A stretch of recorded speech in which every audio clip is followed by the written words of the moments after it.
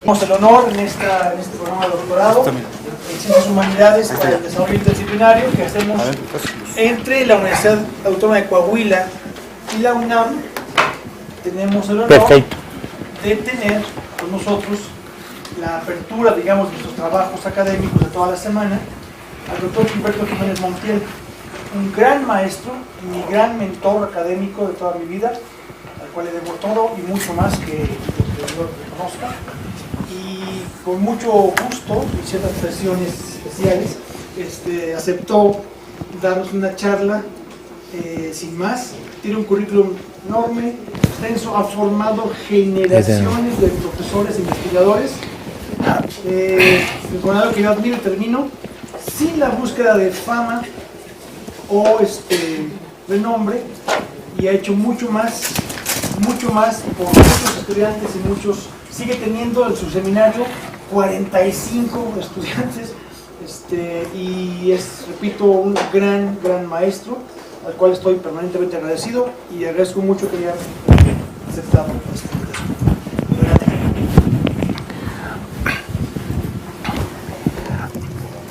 Bueno, muchas gracias. Gracias por la presentación apologética.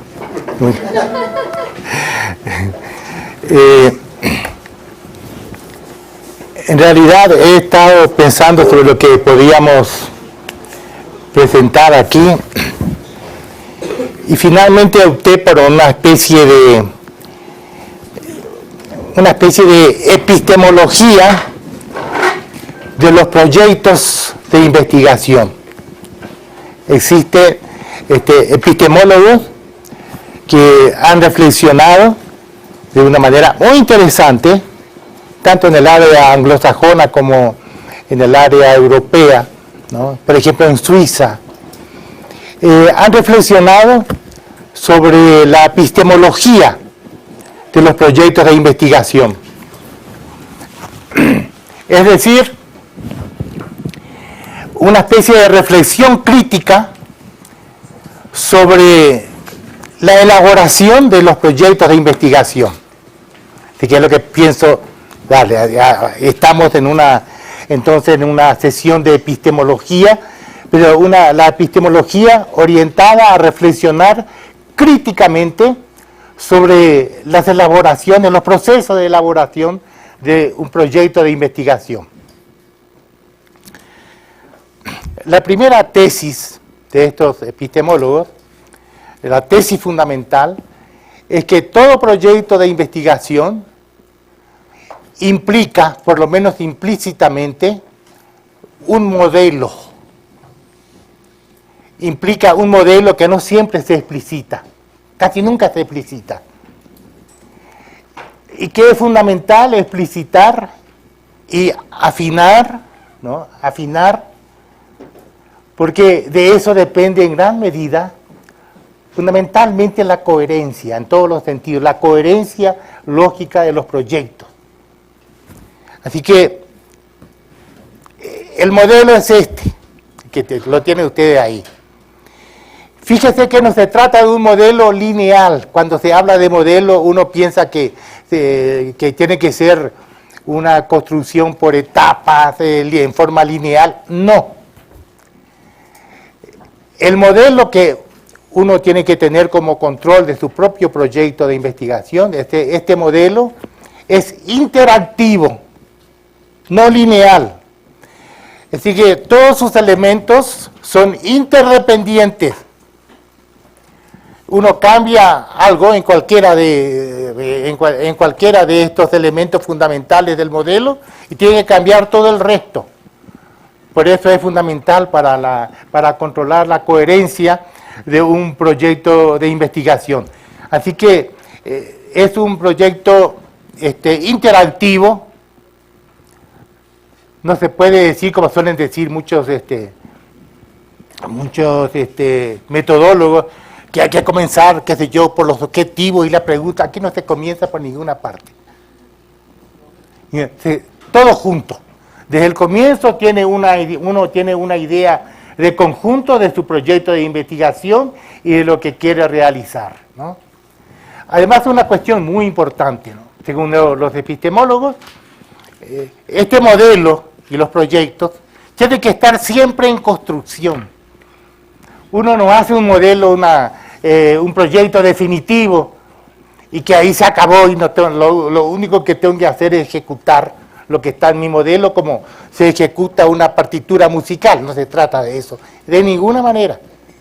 Un principio fundamental.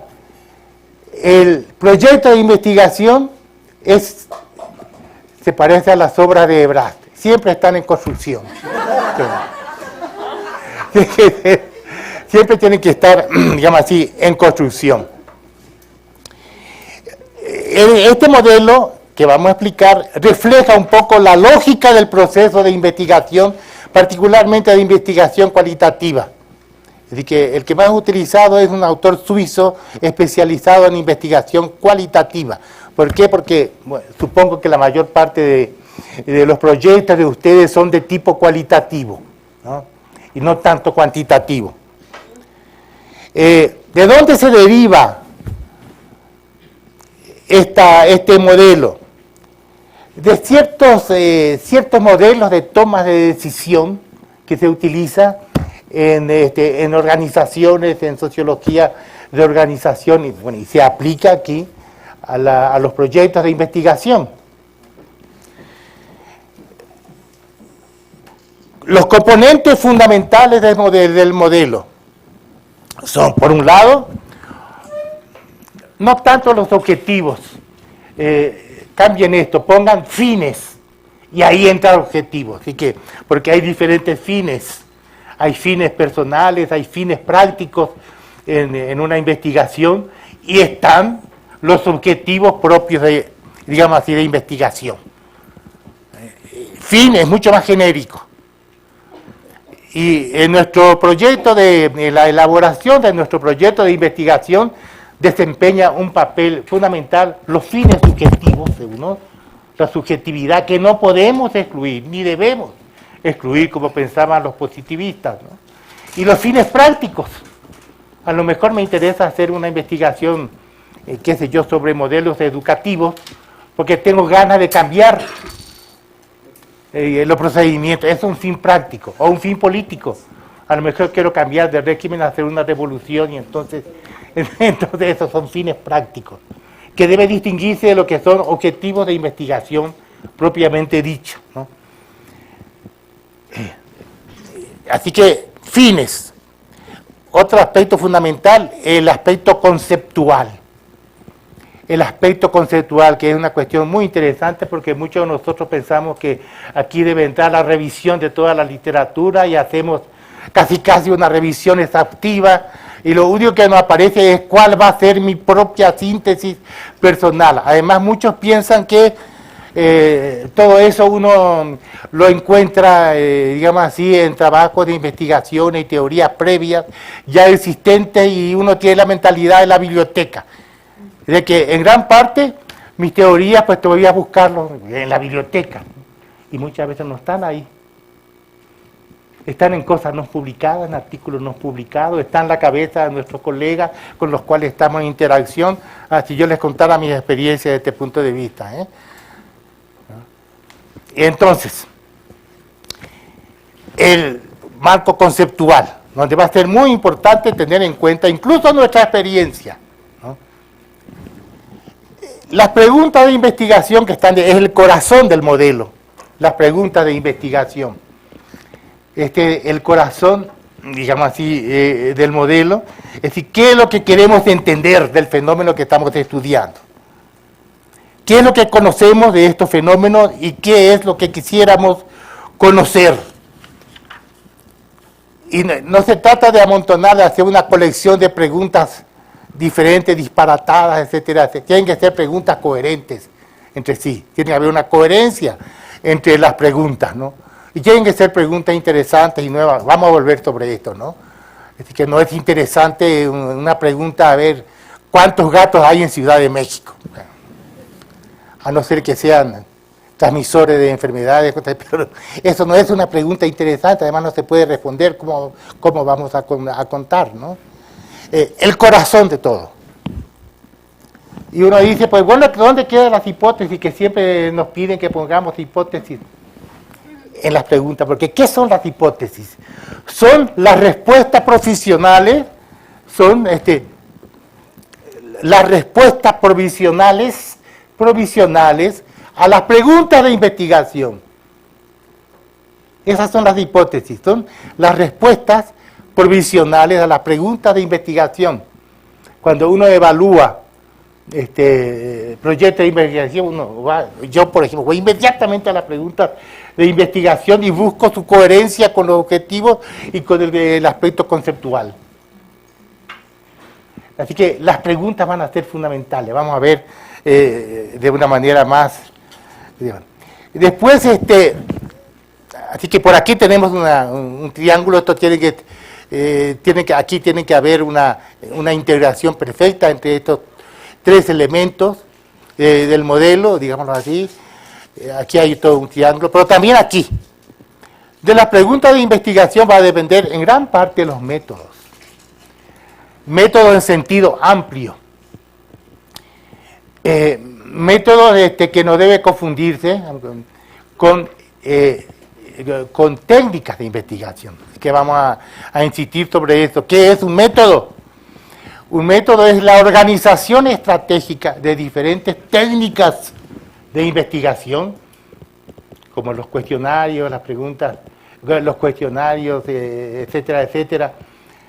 En función de una teoría, la teoría entra aquí también, por eso la teoría va a ser fundamental para lo menos, y en vista de objetivos de investigación científicamente pertinentes. Eso es. Desde la Universidad Iberoamericana vengo hablando de los métodos de esta manera, porque hay una enorme confusión entre métodos y técnicas de análisis. El método es la manera en que yo organizo las diferentes técnicas en función de mis objetivos de investigación, ¿no? Por lo tanto, ¿cuáles van a ser los criterios para organizar bien diferentes técnicas? Por ejemplo, la teoría, esto que está aquí, la teoría. ¿Y en vista de qué? De los objetivos, de los resultados que yo quiera obtener, ¿no? Bueno, finalmente, esto casi nunca... La validez, cuestiones de validez, casi nunca entra en los proyectos. En los proyectos yo he revisado en la UNAM, en general, a nadie se preocupa de... ya.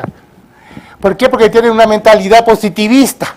Piensa que está garantizado por el método o las técnicas, y de ninguna manera, ¿no? Nadie se plantea si no hay interpretaciones alternativas, problemas alternativos, explicaciones alternativas, etcétera, etcétera. Nunca se pregunta, y es fundamental, forma parte del sistema. Forma parte del sistema. Tengo que preguntarme siempre con respecto a mi propio proyecto, cuáles son las amenazas de invalidación. Esas amenazas son mucho más graves para las investigaciones cualitativas que para las cuantitativas, porque en las cualitativas, donde, por ejemplo, los métodos aleatorios y los grupos de control me permiten conjurar de entrada todas las amenazas. Si mi muestra es representativa estadísticamente, las amenazas, pero no así en las investigaciones cualitativas, en que las amenazas son particulares y mucho más graves. Me pueden invalidar. Para comenzar, hay muchos epistemólogos, sobre todo los americanos, entre ellos nuestro querido Mario Bunge, que no acepta la interpretación y prácticamente rechaza y hace tabula rasa de los métodos cualitativos. Es una amenaza global. ¿Por qué? Porque afirma que es imposible probar o conocer las intenciones de los sujetos, la subjetividad es inaccesible. Y no basta que yo haga preguntas sobre a ver cuál es tu creencia y cuál es tu subjetividad con respecto a esto y cuáles son tus intenciones, porque no me basta la declaración, porque no puedo probar si eso es verdad o no. Así que lo que no se pueda probar, de nada vale adjudicar intenciones. ¿Cómo lo prueba? Eso para muchos, vaya qué amenaza global a la validez de la investigación cualitativa en general. Tenemos que tener respuesta para todo esto, si es que tenemos una mentalidad científica, ¿no? Bueno, esto es lo fundamental. Fíjense que estos son los elementos fundamentales del modelo interactivo. No piensen por etapas, ¿eh? Esto claro que yo después lo puedo transcribir. Me va a ayudar muchísimo si yo trabajo mi modelo de investigación. Me va a ayudar muchísimo para formular, según la manera canónica habitual, mi proyecto de investigación, que es esto. Es que me salió mal, lo tuve tiempo de rehacer, así que perdonen, pero aquí está el modelo y aquí está su relación, que cómo me ayuda a elaborar esto que tiene una lógica diferente, porque ya hay aquí una formas canónicas, tengo que presentar justificación, objetivos, marco teórico, metodología, todo ese tipo de cosas, ¿no? Y aquí está la relación que hay. La relación no es mecánica, ¿ya? Sino que, ¿por qué? Porque la finalidad de un proyecto es otra. Es comunicar, es explicar y justificar frecuentemente para evaluadores que no son especialistas en lo que a lo mejor yo soy especialista, mi proyecto de investigación.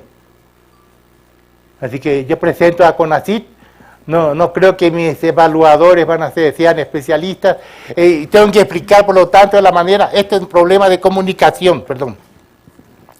Aquí hay un problema de comunicación, tengo que explicar, tengo que justificar mi trabajo, mi proyecto, para evaluadores, a lo mejor frente a evaluadores que a lo mejor no son especialistas en lo que yo voy a hacer. Así que tengo que ser muy claro, muy persuasivo, es una lógica diferente. No se trata de transformar mecánicamente el modelo en esto sí es lineal, por supuesto, tiene una lógica diferente, ¿no?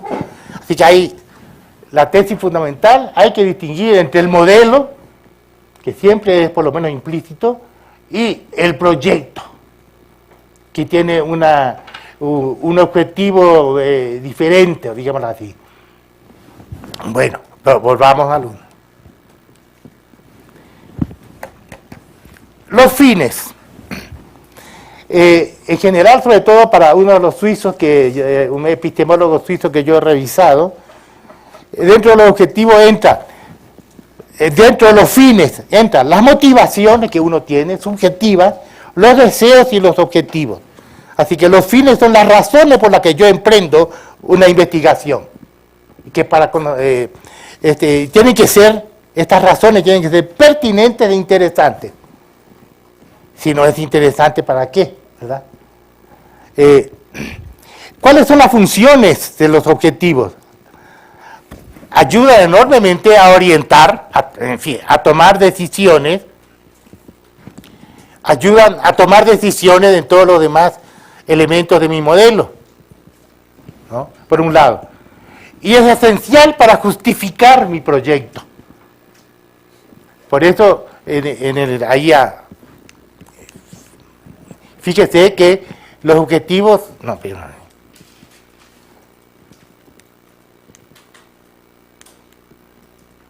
los objetivos están directamente ligados a lo que se llama ahí la introducción, que ahí entra la justificación y todo eso de mi proyecto, ¿no? Así que es fundamental. Ahora bien, los fines, hay que distinguir diferentes clases de fines. Hay fines personales, fines prácticos de tipo administrativo y político, por ejemplo. El ejemplo de yo que me metí a hacer un trabajo sobre pedagogía. ¿Por qué? Porque quiero cambiar la pedagogía. Eso es un fin práctico, legítimo. Aquí se trata de hacer algo, los fines personales, la subjetividad. No puedo evitar y no debo evitar, debo controlar, que es una cosa diferente.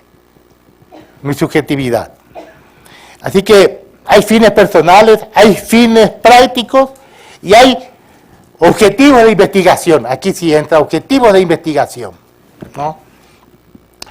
Que se centra en la comprensión, digamos así, del fenómeno que voy a estudiar. Son los fines propios de la investigación. Lo fundamental es aquí que la subjetividad, hay que evitar la posición positivista, de que el ideal del investigador es el investigador objetivo y desinteresado. No.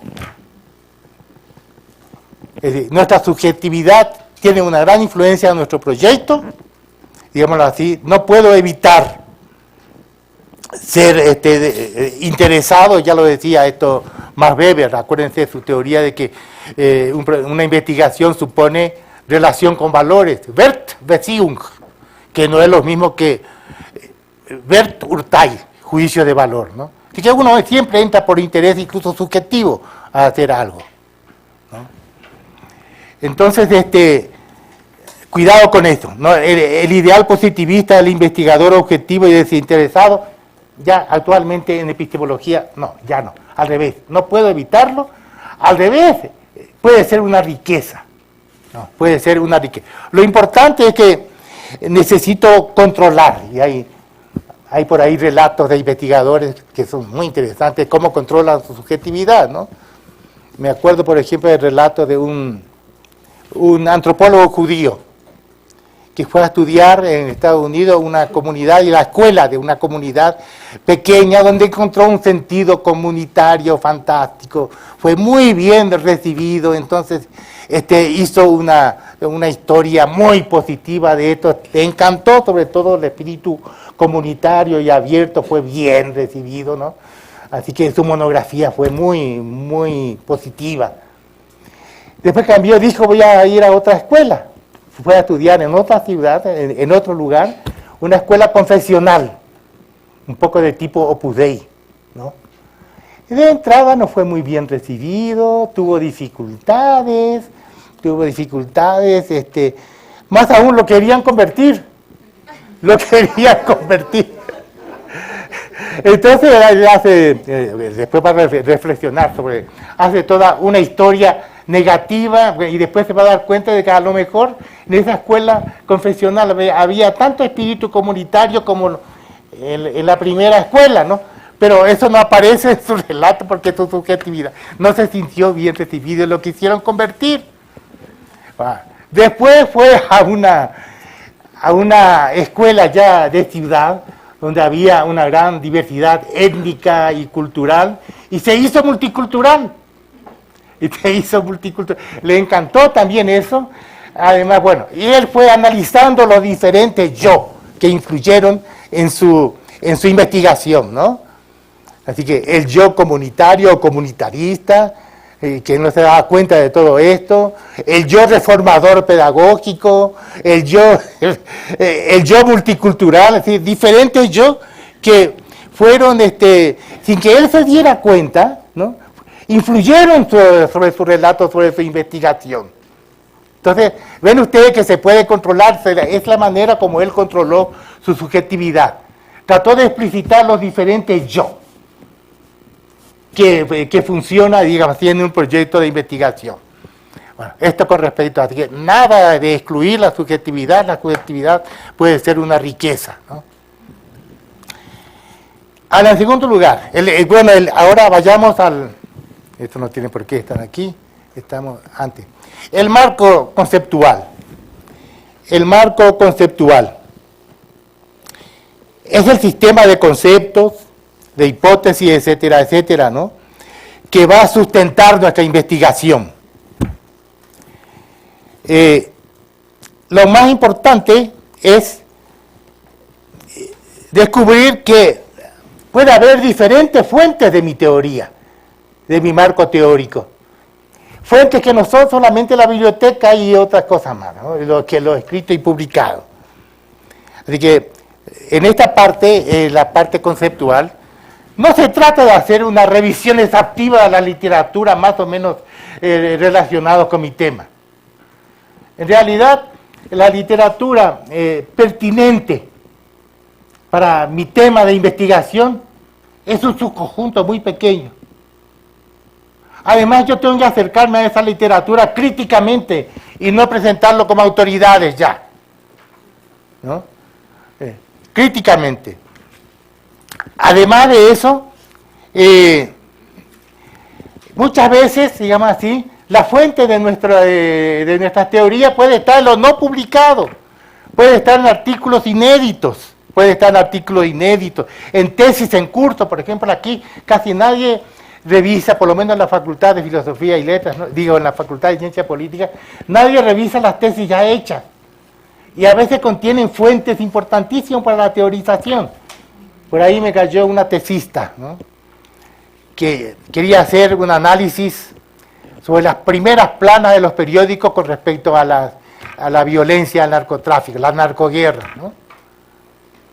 En su teoría, pues no le dio, es decir, que en su teoría se le ocurrió que iba a asumir la tesis de que el periodismo construye el acontecimiento. Pero eso ya es algo conocido, no es una teoría que pueda sustentar. Además quiso meter ahí la teoría de que agenda setting, que la agenda está determinada. No daba con la teoría. En realidad que le dije, mire, pues resulta que hay por ahí una tesis, lo que tú necesitas en tu teoría, no es eso ya se entiende. En toda teoría de la comunicación sabemos que el discurso construye, no totalmente de la nada, cuidado con el constructivismo radical, que es constructivo, y eso de la agenda setting compañía es discutible, cuidado, etcétera, etcétera. Lo que tú necesitas es una teoría de la comunicación que vaya hacia el aspecto, una teoría de la semiótica y la semiótica de la imagen. Y tú sabes que hay una tesis inédita en esta misma facultad, donde se trabajó preciosamente la semiótica de la imagen. Un trabajo, por ejemplo, sobre cómo hizo una chica que hizo un corpus muy interesante de cómo se distorsiona la publicidad para hacerle decir una cosa diferente en sentido progresista, ¿no? Bueno, y esa chica ahí estaba en su marco teórico, ahí estaba. ¿Por qué no recurrió a eso? Le dije, mira, olvídate de tus 50.000 modelos de... Hay un modelo sociológico básico, además Sartre del área de comunicación. Los modelos los vas a encontrar mucho mejor expresado, por ejemplo, en ámbito sociológico, en Grise, por ejemplo, y en otras partes, y no en la serie de modelos de comunicación que estudia en tu concepción lineal de la comunicación. Bueno, ahí estaba, ahí ella podía encontrar ya desarrollado una semiótica, una teoría semiótica, particularmente la semiótica de la imagen, donde hasta le dice cómo debería estudiar y describir. Su grado de motivación, su nivel de notación, su nivel de connotación, la retórica, la imagen, ahí está. No todo se encuentra en la biblioteca, a veces lo más interesante y lo más nuevo se encuentra en lo no escrito o en los colegas, la comunicación con los colegas.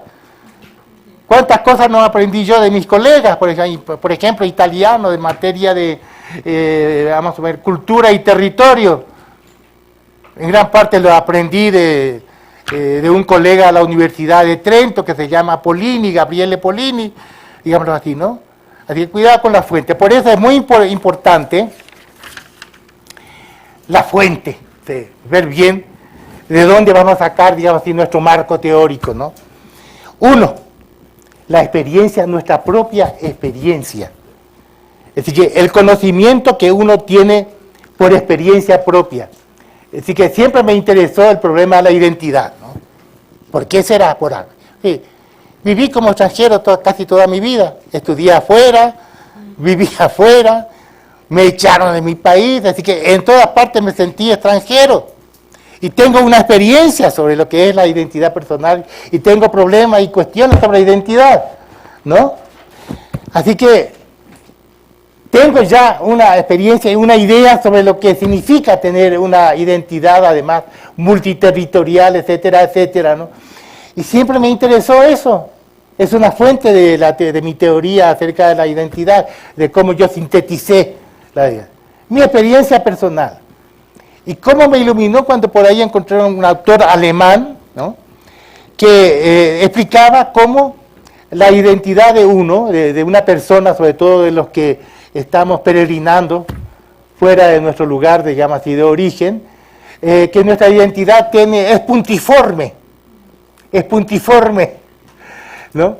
Y que se trata de espacios discontinuos, y que en realidad nuestra patria es cualquier lugar en el mundo donde haya amores que recordar y muertos y tumbas que visitar. Genial, me iluminó. De mi experiencia personal y porque andaba siempre yo atrás de eso. No saqué de los libros. No fui a la biblioteca primero, ¿no? Así que confiar en lo que sabemos ya para organizar, digamos así, nuestra teoría. Y no atenernos a la biblioteca con mayúscula, como si fuera la única fuente posible de conocimientos, ¿no? En segundo lugar, por supuesto, las teorías, ¿no?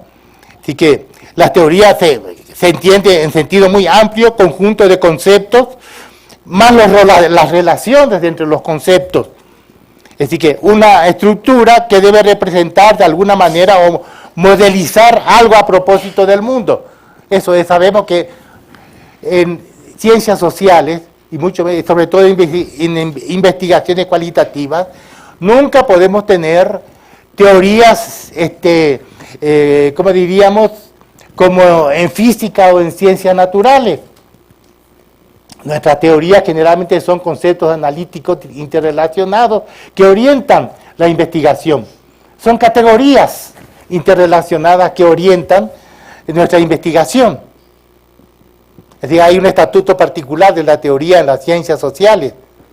No podemos tener teorías hipotético-deductivas, porque trabajamos hechos sociales que están en un contexto temporal y espacial, y por lo tanto, como dice Popper, ahí sí tiene razón, no es posible tener teorías universales estrictamente tales. Nuestras generalizaciones siempre son contextuales. Así que nunca podremos tener teorías hipotético-deductivas. Ya sabemos eso. Entonces, este es el segundo, claro, debo recurrir a la teoría de investigaciones existentes también.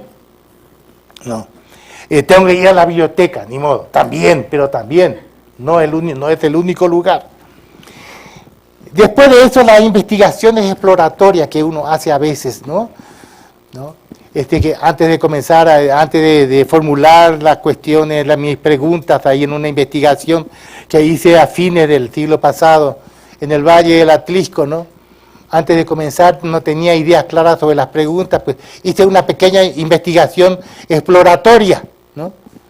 Y esto también puede ser fuente de teoría. Y por último, las intuiciones. Nuestra intuición es fundamental. Acabo de dar un curso en parte sobre el imaginario y el imaginario en las ciencias sociales, ¿no?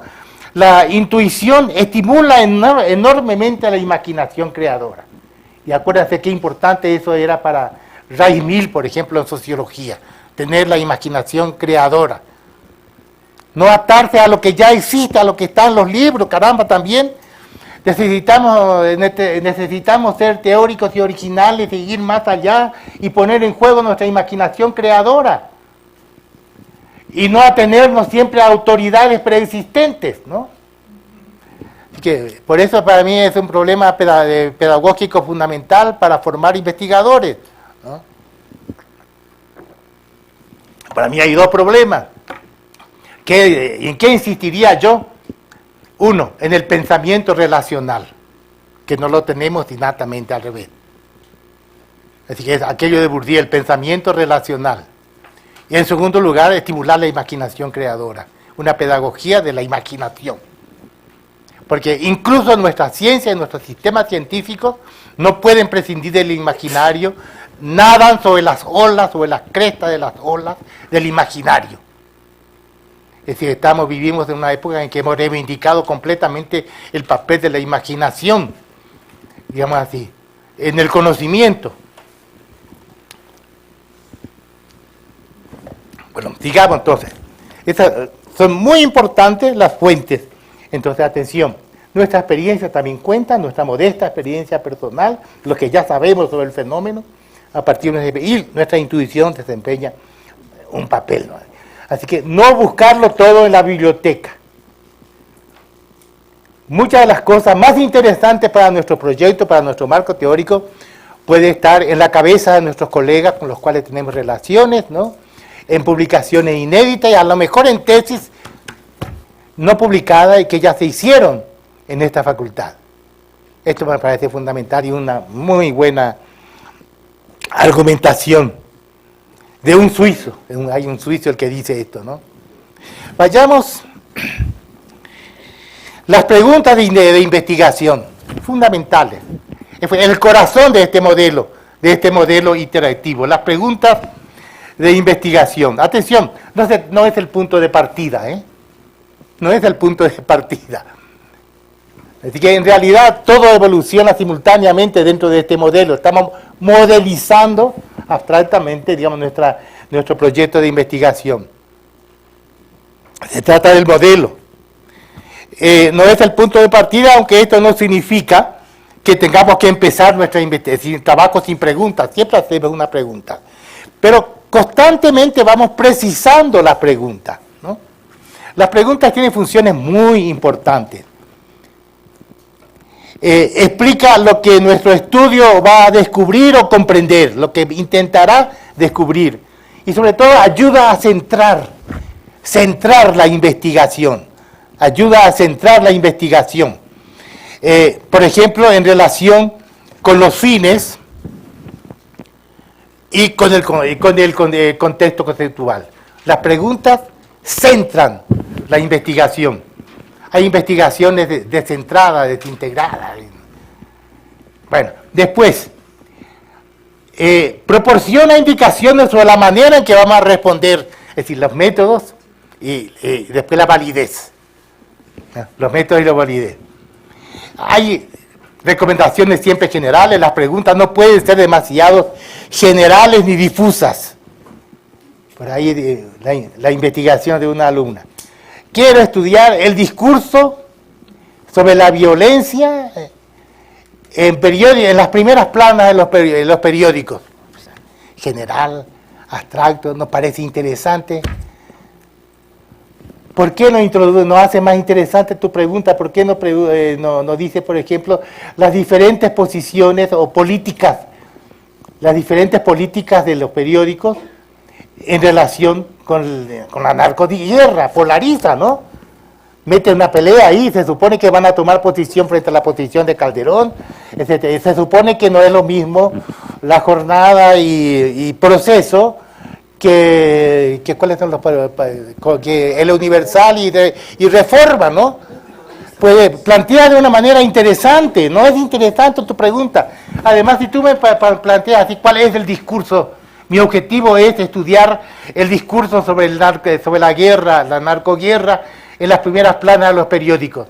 Ya lo sé, ya intuitivamente no es mucho la información que vas a refinar un poco más, de una manera más refinada, vas a decir lo que ya cualquier lector inteligente sabe, lo voy a decir, depende de los periódicos. Voy a decir que por una parte está Reforma, por una parte está La Jornada y Proceso, por otra parte los periódicos que siguen la línea oficial, etcétera, ¿no? Y su posición va a ser muy diferente por esto y por esto. Ya sabemos. Ven, hay que presentar de una manera interesante las preguntas. Tienen que ser interesantes, no pueden ser generales y difusas. Tampoco deben ser demasiado concretas y focalizadas, porque entonces es lo que se llama, produce el efecto de túnel. Así que las preguntas me impiden ver un paisaje más amplio y me da una visión de túnel. Así que si está demasiado focalizada, ¿no? Tampoco. No debe importar presuposiciones infundadas. Así que, otra vez el ejemplo de mi alumna, ¿no? Nunca la van a conocer, así que... Me dice, entre sus hipótesis, fíjese, entre sus hipótesis mete una presuposición y un sesgo político ya, toma partido. Dice, por ejemplo, en sus hipótesis, el discurso de los medios, el discurso de primera plana, revela el carácter dicotómico de la posición de Calderón. A priori en las preguntas ya está tomando posición, esto es un sesgo político. Es muy justo que tenga tu posición política, le dije, ¿no? Pero por ahora mete eso, ¿por qué? Porque es eso lo que vas a estudiar. Y además tu hipótesis no son respuestas a tus preguntas, no hay coherencia. Va por otro lado, porque otra hipótesis es que ha surgido un discurso especial, una especie de semiótica del narco, una semiótica del horror. Pues dije, pues, ¿esa qué pregunta responde? ¿Y qué entiende por semiótica del horror? Eso es una metáfora, eso no te lleva a ninguna cuestión analítica. Así que, pecado fundamental, no hay ninguna coherencia entre la pregunta de investigación y tus hipótesis. Tus hipótesis es un cañón que dispara hacia un lado, ¿no? Y tus preguntas de investigación van por otro lado. ¿Dónde está la coherencia, no? Y además tus objetivos. La crítica que uno hace a su propio modelo, ¿no? Además no deben ser preguntas simuladas, a veces hacemos eso, a intención de los evaluadores. No va a ser la pregunta real ni lo que voy a hacer realmente, ni pienso hacerlo así, pero yo sé que me van a examinar en CONACYT, ¿no? Y hago un proyecto, pero fantástico, a intención de los evaluadores. Pero como después no van a controlar lo que realmente hago, ¿no? ¿Y lo ven? Pues mi investigación real va por otro lado y no, eso es una simulación. Además tienen que ser preguntas que pueda responder. Porque si no puedo responder las preguntas, ¿qué es lo que voy a investigar, no? Hay preguntas que no puedo responder. Así que, por ejemplo, no puedo preguntar, quiero averiguar si todos los cisnes son blancos en el mundo. Pues no puedo responder a esa pregunta. Tendría que visitar por todos los países, visitar todos los lugares, donde haya cisnes. ¿Cómo voy a contar? Las preguntas tienen que ser susceptibles de respuestas, ¿no? Son cosas elementales. Los epistemólogos hacen toda una serie de clasificaciones de la naturaleza, los tipos de preguntas, por ejemplo. Hay preguntas generales y preguntas particulares, esto no lo voy a desarrollar, ¿no? Preguntas generales y preguntas particulares, hay preguntas instrumentales y preguntas realistas. Esto es interesante, porque hay algunos evaluadores positivistas que solamente admiten preguntas que se llaman instrumentales, porque como no admiten la interpretación, no creen en la autodeclaración de los actores sociales individuales, por ejemplo, pues tiene que presentar mis preguntas en términos de datos observables y medibles. Puedo decir, por ejemplo, las enfermeras que trabajan con mujeres violadas tienen tales reacciones en sus discursos y en sus comportamientos observables, pero no puedo decir que realmente les haya afectado. No puedo creer en las declaraciones directas de las enfermeras, digo de las pacientes, ¿no? Porque eso no se puede probar. Cuidadito con eso, ¿no?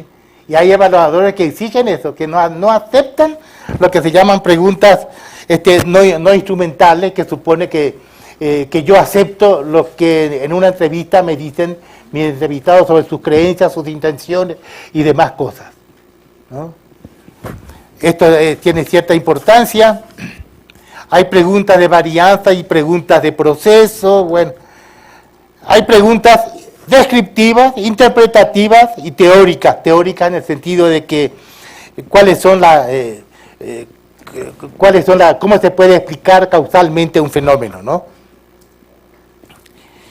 Bueno, esto es con respecto a las famosas preguntas que son fundamentales. Además, como les dije antes, no se trata de hacer una colección de preguntas disparatadas. Las preguntas tienen que tener una cierta conexión entre sí, ¿no? ¿De qué me sirve una colección de preguntas que no?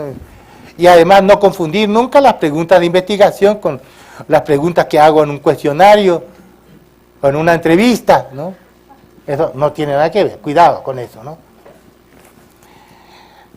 Los métodos de investigación. Atención, ya les dije que para mí, desde la Ibero, yo vengo explicando este esquema que seguramente Jorge conoce muy bien. Es decir, que para mí el método, la metodología, es la manera en que yo estratégicamente combino diferentes técnicas de investigación en función de qué criterio, de una teoría, para eso está arriba mi teoría, y de un objetivo de investigación científicamente pertinente, ¿no? Entonces,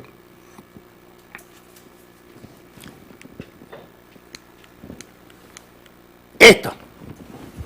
Una cosa es el nivel de las técnicas, otra cosa es el nivel del método. El método lo que hace es organizar las diferentes técnicas, ¿no?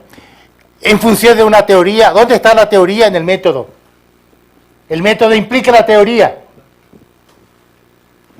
¿No? Y en función de un objetivo científicamente pertinente, ¿no? Otra cosa es el nivel de la epistemología que está aquí. La epistemología es una especie de vigilancia y reflexión crítica, digamos así, sobre mi teoría, mi método y mis técnicas, sobre todo el conjunto. Y hay un lugar intermedio que no se sabe bien si es teoría o si es epistemología y lo ponen así. O epistemología, uno de método, bueno, esta escala pues no lo voy a explicar. Pero es fundamental entender qué es método. No confundir técnica con método, como hacen casi todos los manuales que hemos estudiado de metodología, ¿no? Incluyendo un manual de Jesús Galindo. Mi querido exalumno, ¿no? Pero bueno, vayamos otra vez. Todavía estamos aquí. Así que los métodos, con respecto a los métodos, debe incluirse.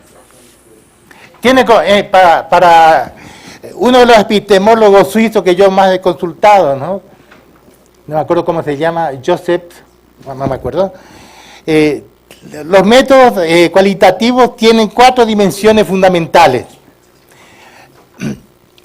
Ya entra la relación de la investigación, la relación que se establece con la población estudiada. Eso es muy importante, nadie considera.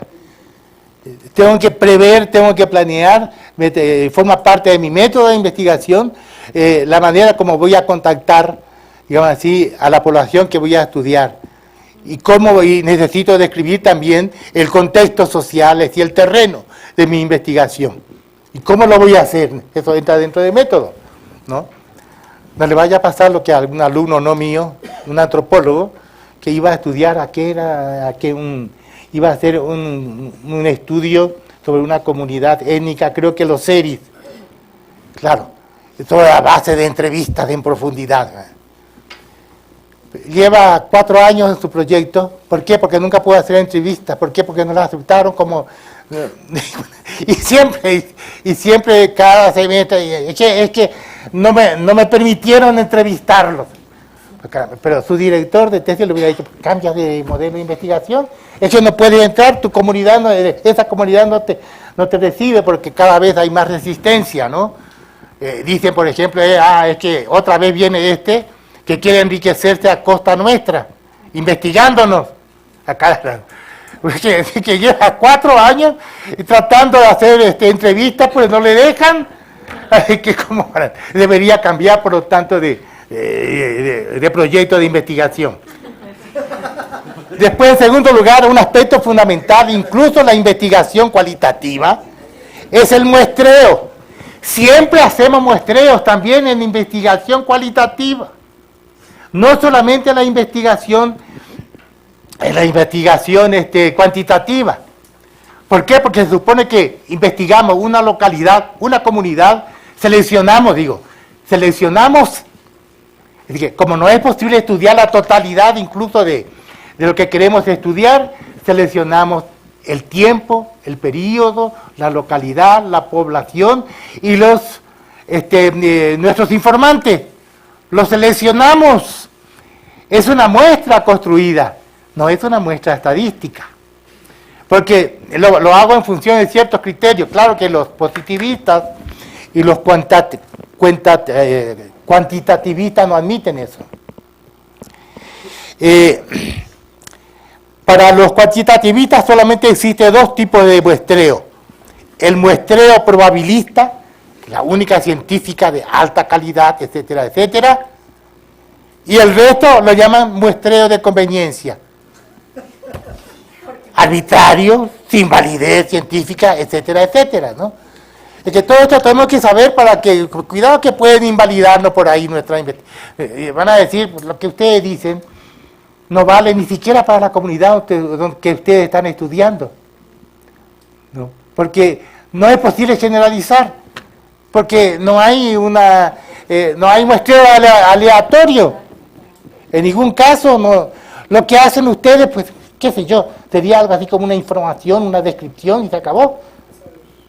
Así que no vale nada lo que ustedes hacen científicamente, coste que eso piensan muchos científicos de la otra coordinación, ¿eh? Y espántense ustedes, incluido mi hijo, que es biólogo, que es bioinformático, y no creen lo que yo mismo hago. Ustedes se imaginan, ¿no?, cómo lo deformaron. Entonces la respuesta nuestra tiene que ser lo que hacemos investigación cualitativa. Atención, también existe el muestreo que llaman útil. El muestreo útil que implica selecciones basadas en criterios. ¿Cuáles van a ser los criterios? Voy a seleccionar, por ejemplo, de la población, los informantes que yo sé que me van a dar los mejores datos sobre lo que quiero conocer.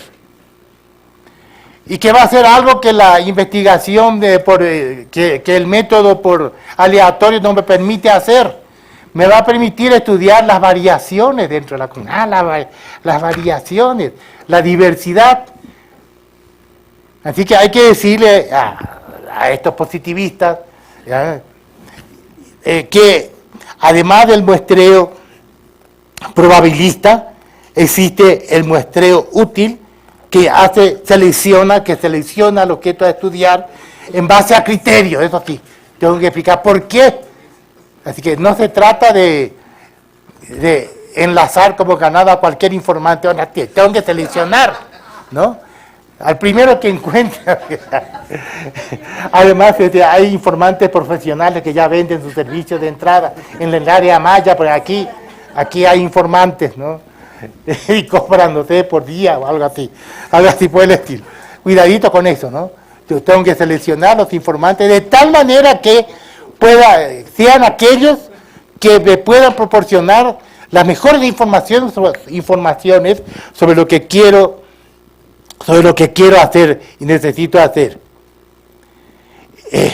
Bueno, tengo que tener en cuenta, ojo con el sesgo entonces del informante privilegiado. No debo tener informantes privilegiados. Eso es un sesgo peligroso.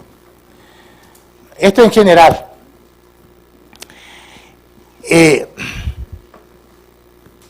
Aquí ya anoté en una ficha un estudio que hizo un antropólogo americano sobre estudiantes amerindios, americanos indígenas, ¿no? Y encontró una manera de cómo checar la coherencia entre sus preguntas de investigación y su metodología. Preguntas y metodología. Así que hizo una matriz así en columnas, una columna para cada pregunta. ¿Qué es lo que necesito saber? ¿Por qué necesito saberlo? ¿Por qué necesito saberlo? Una columna para cada cosa. ¿Qué tipo de datos pueden aportarme respuestas a mis preguntas? ¿Dónde puedo encontrar estos datos? ¿A quiénes debo contactar para acceder a dichos datos? Y después la planeación para la obtención de datos, es decir, hacer un calendario. Y me pareció sumamente interesante, ¿no? Para control de coherencia. Vayamos ahora al problema de la validez. La famosa validez que nunca tomamos en cuenta, porque pensamos que automáticamente lo que hacemos ya es científico, porque supongamos tenemos conceptos y marco teórico y tenemos metodología. Aquí la cuestión fundamental es, ¿cómo podríamos equivocarnos, no? ¿Cómo sabemos que nuestras concepciones son válidas? ¿Y cuál es el concepto de validez que vamos a utilizar? Atención, la validez no es lo mismo que la posibilidad de generalización estadística, La validez, aquí nos basta una definición próxima al sentido común, por lo menos según los autores que yo he estado manejando, ¿no? ¿Qué es? ¿Qué significa, por ejemplo, conclusiones válidas? Bueno, La validez es la exactitud o la credibilidad de una descripción, de una conclusión, de una explicación, de una interpretación o de cualquier otro tipo de análisis. Se trata de credibilidad, mayor, cierto grado de exactitud, ¿no? Por lo tanto, yo tengo que tener argumentos que me permitan distinguir entre análisis creíbles y los que no son creíbles. El concepto aquí que se maneja, lo que manejan estos epistemólogos sobre validez, no requiere de verdades objetivas y últimas. No requiere el concepto, digamos así, de verdad, sobre todo alcanzar verdades objetivas y últimas. ¿Se acuerda aquella Clifford Geertz? Tiene una famosa, un famoso, ¿cómo se llama? Un cuento, ¿no? Que oyó escuchar un antropólogo en la India colonial, ¿no? De que el mundo reposaba sobre un elefante. Y entonces le preguntaron al hindú, y bueno, ¿y el elefante sobre qué se sustenta? Sobre tortugas gigantes. ¿Y esa tortuga sobre qué se sustenta? Y dijo, es que después hay otras tortugas, ¿no? solamente hay tortugas después. Bueno, aquí toma Clifford Geertz, quiere decir que en el análisis cultural sobre todo siempre es esencialmente inacabado y cuestionable, y que no existe nunca una tortuga última, pero existe alguna tortuga, ¿no? La última no sabemos, ¿no? Esa es el razonamiento que se sigue de aquí. El análisis cultural siempre es esencialmente inacabado. Bueno, el concepto esencial para la validez, para afrontar el problema de validez y de credibilidad, es prever las amenazas de invalidación. Las amenazas de invalidación. Estas amenazas se conceptualizan generalmente en términos de explicaciones alternativas posibles, hipótesis rivales, contraejemplos. A veces seleccionamos sospechosamente los datos y los ejemplos que validan nuestras hipótesis y nuestros prejuicios y no vemos, perdemos la visibilidad de contraejemplos que explican lo contrario, ¿no? Bueno, así que las amenazas. Decíamos que en la investigación cuantitativa la amenaza se controla desde el comienzo, desde el inicio, pero no las cualitativas, ¿no? Que necesitamos conjurar las amenazas a posteriori, caso por caso. Entonces hay que identificar las amenazas específicas. Los tipos de validez en la investigación cualitativa son, lo que hacemos en investigación cualitativa generalmente son descripciones, interpretaciones y explicaciones causales. Por ahora dejemos de lado la generalización, ¿no? Cuando hacemos una descripción, evidentemente que la mayor amenaza es la inexactitud o la imperfección de nuestros datos descriptivos. Actualmente hay una manera muy fácil de conjurar esa amenaza, grabarlo todo. La grabación, digamos así, es fundamental en estos casos, ¿no? La interpretación, la amenaza principal es imponernos, sin darnos cuenta, nuestros propios marcos o nuestras propias perspectivas a las personas estudiadas y no los significados reales que ellos confieren a sus dichos y sus acciones, ¿no? Y esto es porque no controlamos a veces nuestros preconceptos, y es lo que hacemos en las preguntas mal formuladas, las preguntas orientadas y cerradas. Les imponemos. Entonces aquí tenemos que pensar remedios Un remedio muy frecuente que utilizan muchos antropólogos, me parece muy bien, es el control por los miembros, ¿no? Así que los miembros de la comunidad estudiada controlan y hacen ver la opinión sobre mis resultados, ¿no? Yo traté de hacer eso parcialmente, intuitivamente, cuando hace siglos de mi juventud hice una investigación sobre la religión popular, ¿no? En Chalmers.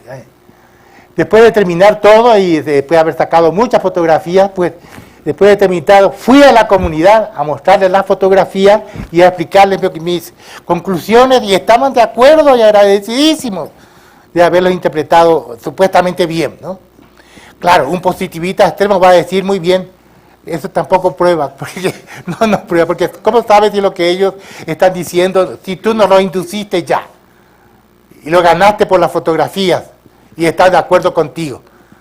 Lo único que puedes registrar es que ellos dicen que están de acuerdo contigo, pero ¿están realmente de acuerdo? Eso no se puede documentar, ni probar, ni medir, etcétera, ¿no? Pero encontramos el asunto de las preguntas instrumentales, que son supuestamente las únicas admisibles. Tienen que ser preguntas que tenemos que responder en términos cuantitativos y observables. Eso en la perspectiva, digamos así, bueno, de los positivistas.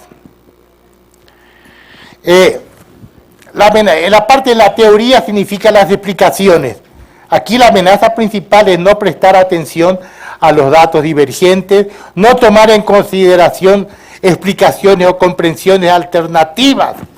Nunca pensamos si no hay una explicación alternativa, por ejemplo, ¿no? Es general esta especie de, qué horror, de malos hábitos, digamos, ¿no? Bueno, es decir, tenemos que prever, hay una serie de medidas, de amenazas específicas, como por ejemplo prever los sesgos debido al investigador, que por ejemplo selecciona los datos que va de acuerdo con sus perspectivas y con su teoría, pero los otros datos no son visibles para él, los que contradicen, ¿eh? Se llama sesgo del investigador. La reactividad. No controlamos lo que el fenómeno de la reactividad, que consiste en la influencia del investigador sobre el entorno, sobre los individuos estudiados. Esto es fundamental, por ejemplo, en las entrevistas, la reactividad. Y hay maneras de controlarlo, hay múltiples maneras, ¿no? Hay incluso test de validez, el enfoque, el modus operandi, la búsqueda sistemática de datos divergentes, la triangulación. Ayuda, es una cierta garantía, pero tampoco es la garantía absoluta, porque aunque yo triangule mis métodos, eso no me da seguridad, digamos, no me da seguridad de que mis conclusiones son aceptables. Porque aunque use los métodos de triangulación, ¿no? Eso no es una garantía suficiente de objetividad, digamos así, ¿no? El control por los miembros, etcétera, etcétera, ¿no? Bueno, vayamos a un problema crucial que muchos nos van a responder, la posibilidad de generalización de una investigación cualitativa. En el fondo es el problema del estudio de casos, ¿no? La gran parte de epistemólogos de las ciencias, en general, ¿no?, piensan que la investigación de casos no tiene validez científica, tiene en todo caso una cierta validez descriptiva, tal vez, ¿no?, y hipótesis de interpretación que tampoco nunca se puede probar, y que tal vez tenga valor heurístico, pero científicamente no sirve para nada, ¿no? ¿Por qué? Porque no se basa en procedimientos aleatorios que son los únicos que pueden garantizar la posibilidad de una generalización. Esto, muchos investigadores, me acuerdo, sobre todo en comunicación, no toman en cuenta esto, ¿eh? Y realmente cometen el pecado de sacar conclusiones generales a partir del caso. Me acuerdo de una investigación hace años ya de la Universidad Iberoamericana, comunicólogos. que van a... ¿Dónde fueron? Van a una ciudad, a ver, dígame, ¿qué ciudad era? No, creo que en Monterrey, o, no sé, o en Guadalajara, creo que en Guadalajara. Hace una pequeña muestra supuestamente estratificada, ¿no? 40 entrevistas, estratifica hombres, mujeres, jóvenes y adultos, etcétera, etcétera, ¿no? Y hace una investigación sobre investigación. Así que completamente una muestra limitada, y más qué cantidad de en relación con la población de Guadalajara, ¿no? 40 entrevistas así, ¿no? Hace la monografía que yo vi, la estudié, y saca conclusiones generalísimas como si hubiera hecho, como si hubieran procedido en función de una muestra estadística. Generalizaciones alegres. Ay, tiene razón, hay que nativo, ¿no? ¿En qué condiciones se puede generalizar a partir de un estudio de casos? Gran problema. Y entonces, que generalmente cuando yo pregunto en los exámenes de tesis, bueno, lo que tus conclusiones no se deriva de tu investigación es totalmente localizada en tiempo y en espacio, es contextual, y si tus conclusiones son generales, absolutamente generales, para cualquier tiempo y lugar. A ver, ¿cómo justifica eso? Bla. Silencio mortal, ¿no? Porque no hay... Entonces es muy importante esta cuestión. No voy a desarrollar ahora. ¿Por qué no? Pero está aquí. ¿Alguna vez? Esto es lo que llaman este problema, ¿no? De las pequeñas muestras. Este problema, ¿no? ¿Qué es un caso? Ningún caso tiene significado en sí mismo, etc. ¿Para qué usamos a veces los estudios de casos? Porque no voy a desarrollar. Hay diferentes maneras de interpretar los casos. Para algunos los casos se encuentran, ¿no? Para otros los casos se construyen, etcétera, etcétera. Bueno, lo importante para poder tener alguna generalización, lo importante es cómo construir el caso, ¿no? Y entonces yo suelo predicar esto. Una manera de construir los casos es estudiar casos límites, ¿no? Como en el caso del panopticón de Foucault. Así que la sociedad de la vigilancia. Estamos vigilados por todo. Y un caso extremo de eso es la vigilancia del panopticón, la famosa cárcel esa teórica, según la cual, digamos así, hay una cárcel circular, hay un centro, una torre en el medio, ahí se está vigilando a todos, pero los que están en la cárcel no vean a nadie, etc. Eso sí. Así que casos extremos, casos críticos, para eso la investigación cualitativa es fundamental, ¿no? Así que esto para decir, hacia ahí vamos hacia una sociedad de la vigilancia, ¿no? Como ya en parte es, en parte ya es la ciudad de Brasil, por todas partes ya ustedes ven que hay, ¿cómo se llaman? Hay vídeos, hay etcétera, etcétera, así, por todas, ya uno no puede cometer impunemente un delito, ¿no? Así, uno está siendo observado. Otra cosa fundamental es esto, lo que yo llamo casos críticos. Es decir, tengo que formular un caso de tal manera que pueda hacer un argumento de este tipo. Si en este caso esto es verdad, con mayor razón en otros casos. Ahí sí puedo generalizar, ¿no?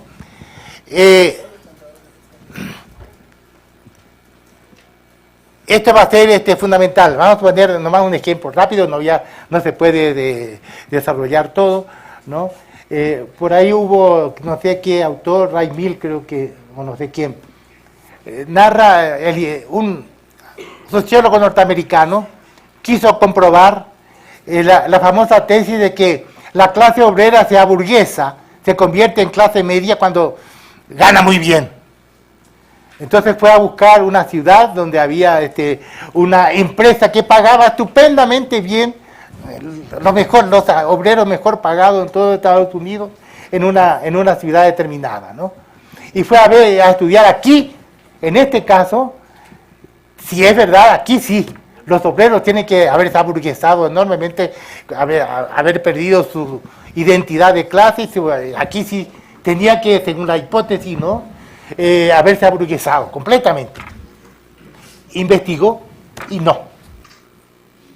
Y si en este caso no se aburguesaron, digamos así, no se convirtieron en clase media los obreros, a pesar de su alto nivel de vida y de consumo, con mayor razón en otros casos en que están mal pagados, etcétera, etcétera, ¿no? Eso es construir, y esto se utiliza muchísimo, por ejemplo, qué sé yo, para investigar en laboratorios, ¿no? Que de repente aparece una contaminación de un producto desconocido y se piensa que es porque no hay suficiente higiene, entonces se elige el lugar, el laboratorio donde se cuida extremadamente las cuestiones del medio ambiente, de higiene, etcétera, etcétera, y se descubre que ahí también se da, con mayor razón, en otros sectores del mismo laboratorio, en otros lugares donde no se cuida tanto el entorno. ¿Ves? Esto es construir el caso de tal manera que se pueda generalizar, ¿no? Bueno, por otra parte hay una serie de cosas más. Atención que hay generalizaciones y generalizaciones. Hay que distinguir entre generalización interna al grupo que estoy estudiando y generalización externa, fuera del grupo, ¿no? La generalización interna es absolutamente necesaria en la investigación cualitativa, es la condición de la validez, si no, no sería válida. Aunque yo estudie la interacción maestro-alumnos en un solo salón de clase, ahí lo que yo estudio tiene que ser válida para todo el salón, no solamente para una interacción privilegiada o para unos alumnos privilegiados, relaciones privilegiadas, ¿no? Así que, atención, cuidado. Cuando a ustedes les dicen, pero ustedes no pueden generalizar un ratito, mi generalización es interna. Además, yo recurro al argumento de yo suelo aceptar esto en epistemología, el argumento pragmático, que es el interés. El interés de mi investigación no es hacer, ¿se acuerdan la teoría de interés y conocimiento en Habermas, no? Aquí mi interés no es analítico descriptivo, no es tampoco hermenéutico. Mi interés aquí es, en todo caso, sí, hermenéutico local. Quiero entender clínicamente en profundidad este caso y se acabó. No quiero generalizar. ¿De dónde sacaste que para que sea científicamente válida mi investigación tenga que generalizar? Mi estudio es clínico. Es una salida posible, ¿no? Hay otras salidas también, pero bueno. Así que no es el interés central de una investigación cualitativa, digamos así, la generalización hacia afuera. Aunque a veces uno puede argumentar de varias maneras. Por ejemplo,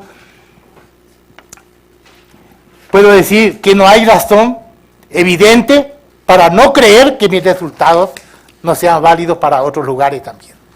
Bueno, es para la plausibilidad. O bien puedo argumentar que mi estudio de casos se basa en teorías que no son válidas y aplicables solamente para este caso, que podría también aplicarse para otros casos, pero para ser plausible la generalización. O bien podría decir a que la plausibilidad, ¿no? Que también mi propio grupo de estudio estima que esto es más general. Bueno, hay varias maneras en que yo puedo demostrar la plausibilidad de que yo puedo extender más allá, digamos así, mis conclusiones locales y cualitativas, ¿no? Pero nunca podré hacerlo en los términos de la validez aleatoria, de la muestra aleatoria. Eso tengámoslo claro. Nunca de manera tan precisa, porque se delimita el ámbito, digamos, de cuál es la población muestral y los lugares muestrales. Me acuerdo todos los dolores de cabeza de mi investigación cuantitativa, digamos así, regional en el Valle de Atlisco. Tuve que conseguirme un especialista en estadística de allí de la universidad, ¿cómo se llama?, americana. Ahí me dice, él me la muestra, para la muestra, en localidades que tienen menos de 2.000 habitantes, hacer una muestra. y después a quién entrevistar, la población, la muestra. Nunca podré lograr esta precisión. Ahí ya conjuré de entrada la posibilidad de una invalidación. Así que son la única manera en que yo puedo generalizar a partir de estudios de caso. Bueno, entonces la moral de aquí iba yo a ejemplificar con mis propias investigaciones. Esto, ¿verdad? Una investigación que estoy haciendo ahora sobre epistemología, pero ya no hay tiempo, ¿verdad? Pero lo que ustedes pueden hacer, no hay tiempo. Lo que yo les voy a pedir es que, para que ustedes se autoevalúen, tomen sus proyectos de investigación, en el estado en que esté ahora. Rellenen este cuadro. Tengan en cuenta que estos son los elementos fundamentales, el modelo de una modelización. Porque la cuestión es mucho más complicada, aquí está, ahí tiene un entorno. Los objetivos están en letra más chica, ¿no?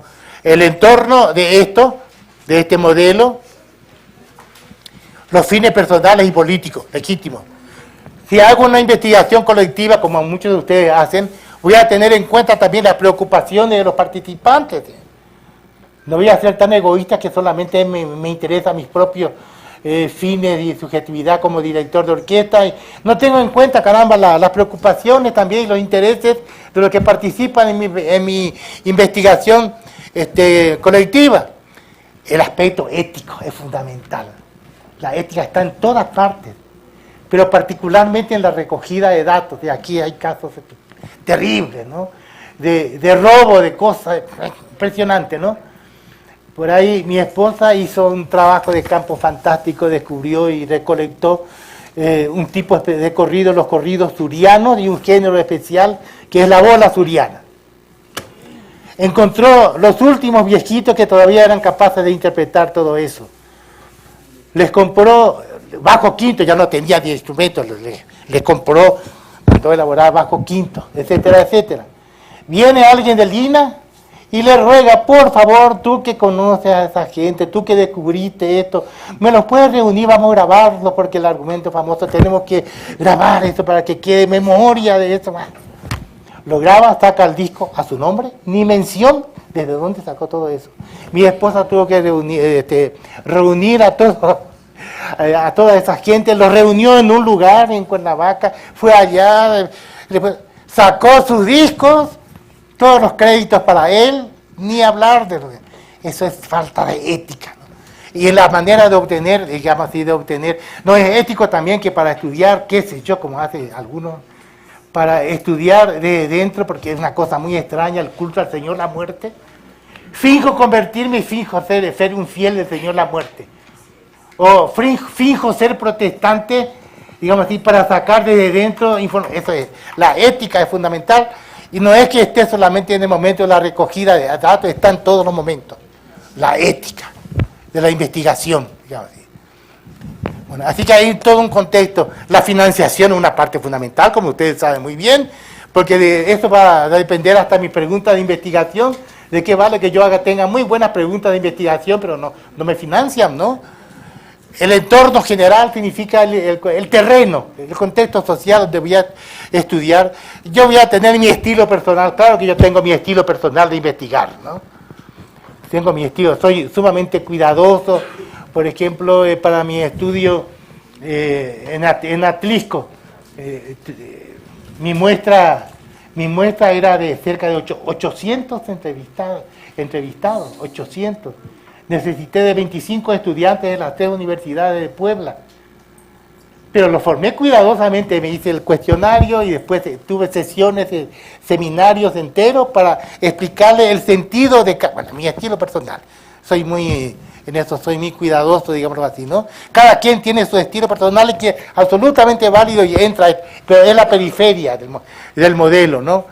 Y aquí ya sabemos lo que es las teorías existentes, la experiencia personal, que es fundamental, pues, forma el entorno, el contexto conceptual, las teorías existentes, investigaciones, las intuiciones, etcétera, la validez, que tiene que ver con las preguntas de investigación y con el aspecto conceptual, etcétera, etcétera, los métodos, ver, hay un entorno en torno a estos elementos fundamentales que son, digamos así, que es el modelo de investigación, que como lo dije, no debe confundirse. Esto ayuda enormemente a lo que sigue, a hacer esto, el proyecto, ¿no? Ayuda enormemente.